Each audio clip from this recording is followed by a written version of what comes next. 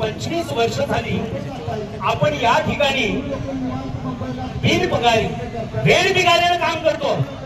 हे आपलं अस्तित्व आहे. तरी परंतु आपल्या अस्तित्वाची लढाई लढण्याची ताकद आपल्यात नाही. या अस्तित्वाची लढाई लढण्यासाठी आपण या ठिकाणी येऊ शकत नाही. शरम वाटली पाहिजे आपल्याला या गोष्टी, पण आपल्याला शरम वाटत नाही. क्योंकि शर्म क्या चीज है? अरे हमको इतने बेशर्म है कि शर्म खुद हमसे शर्माती है.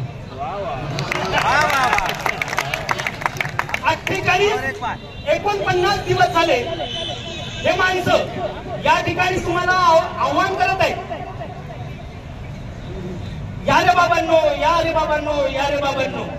तरी परंतु तुम्हाला नाही वाटत शरम. क्योंकि शर्म क्या चीज है?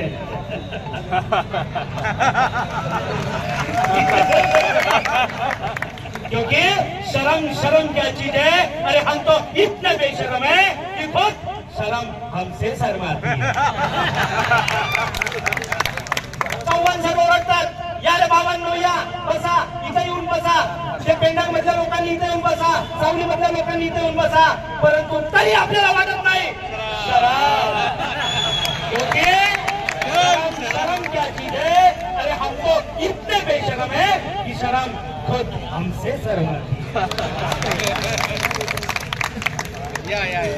63,000 शिक्षक आपले, 63,000. त्याच्यापेक्षाही जास्त 70चा आकडा पार केलेला आहे. मैदानावर येतात 8 ते 10,000. जे येतात तेच येतात आणि जे नाही येत ते येतच नाही.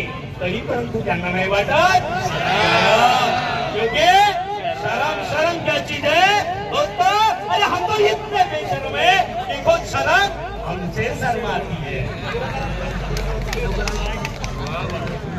मुंबईला येतो आपण, मुंबईला येतो, परंतु गावात माहित नाही आपण आंदोलनात जातो.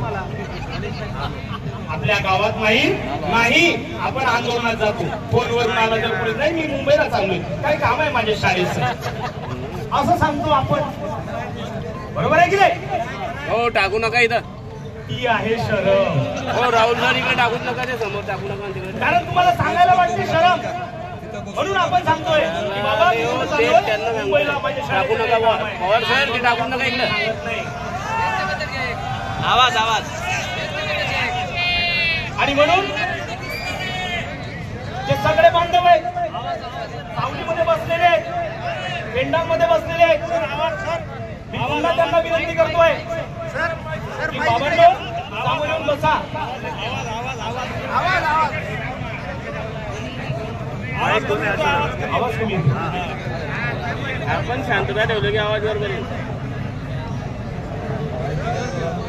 मी पुन्हा या सावलीमध्ये बसलेल्या पेंडामध्ये बसलेल्या लोकांना विनंती करतोय की दादांनो तुम्ही येऊन मैदानामध्ये बसा. आणि असंही विनंती करून पुन्हा विनंती करून तुम्हाला जर वाटत नसेल क्योंकि शर्म क्या चीज है?